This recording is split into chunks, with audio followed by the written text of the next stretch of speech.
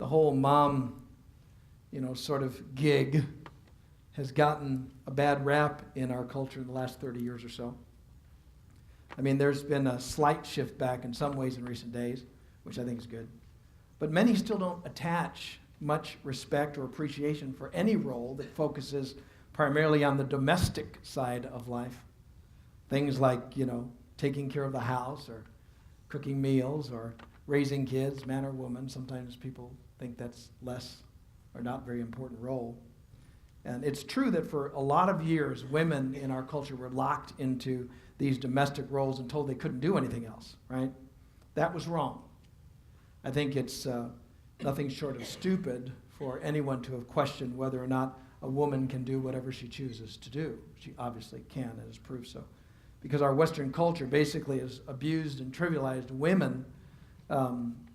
Many have worked hard at redefining the woman. And much of that redefinition really is good. Some of it isn't, but much of it's been good. I mean, women have been forced to show doubting men that they can do anything as well as a man, manage businesses, work construction jobs, defend our country, work on Wall Street, whatever. Women have demonstrated that they're as good as anyone. The negative backlash of this is that a lot of women have come to believe that they can't really honor and celebrate the domestic. And it seems like, few want to only be a mom, only be in the home. And so the whole mom gig has gotten a pretty bad rap. Dr. Dobson, who's a pretty conservative guy, wrote years ago, this was back in the 70s, he wrote something that talked about this trend, and it's outdated language, but you kind of capture the idea of how things were redefined. Again, much of it good, but listen to what he says. Have you noticed also that the entertainment industry has created a totally new woman with remarkable capacities? We've seen her as Wonder Woman and the Bionic Woman and Spider Woman and Charlie's Angels and a host of other muscular but sexy females. The image of women now being depicted by the media is a ridiculous combination of wide-eyed fantasy and feminist propaganda, he writes. Today's woman is always shown as gorgeous, of course, but she is more, much more. She roars around the countryside in a racy sports car while her male companion sits on the other side of the front seat anxiously biting his nails. She exudes self-confidence from the very tips of her fingers, and for good reason. She could dismantle any man alive with her karate chops and flying kicks to the teeth. She is deadly accurate with a pistol and plays tennis or football like a pro. She speaks in perfectly organized sentences as though her spontaneous remarks were being penned and written by a team of tiny English professors sitting in the back of her pretty little head. She is a sexual gourmet, to be sure, but she wouldn't be caught dead in a wedding ceremony. She has the grand good fortune of being perpetually young. She never becomes ill, nor does she ever make the mistakes, or any mistake, or appear foolish. In short, she is virtually omniscient, except for the curious inability to do anything traditionally domestic, such as cook or raise children.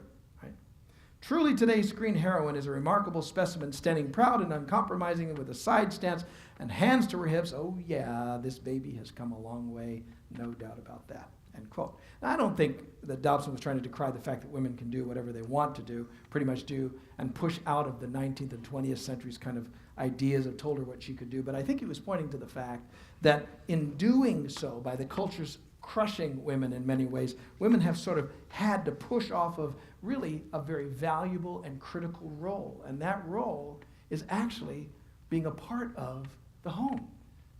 This is also true for men. We've been domesticated. We have been pushed away from the domestic kind of thing and have not put the value as we should on the idea of being part of raising kids and that sort of thing. But we'll talk to you on Father's Day.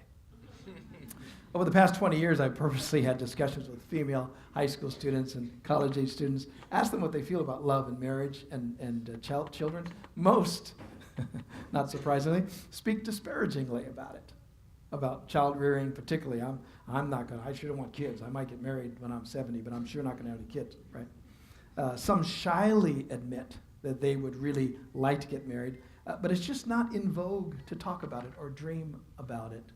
At least not when you're young. Many young ladies think marriage and child rearing before they have a successful career is evidence that you have a low IQ. and that having a successful career is always more critical. Domestic life should wait until people are in their late 20s, early 30s, or later. And don't misunderstand me. I'm certainly not saying that women need to be pushed back into marriage and childbearing early. That's not what I'm saying. But I do think that the roles of wife and mother have been severely diminished. That's what I'm trying to recover. And we shouldn't let that continue. I mean, I think if a young woman chooses the domestic over the professional, she should be applauded. If she chooses to do both, she should be applauded. I don't think that what we should determine for her, but nor do I think that that should be something that's sort of minimized or pushed away. From a theological perspective, God places great honor on the home. I mean, and on life, family responsibilities. He is, seen and displays himself in sacred text as the God of the universe, the creator of all, and yet he doesn't call himself the great CEO of creation. He refers to himself as Father, as Dad.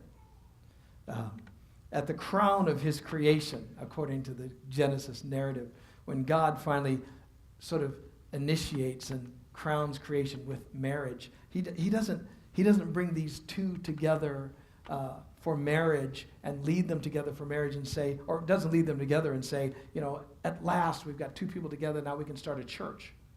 It wasn't that one was the pastor, one was the preacher. I mean, God's dream was to bring them together and to be husband and wife. He loves the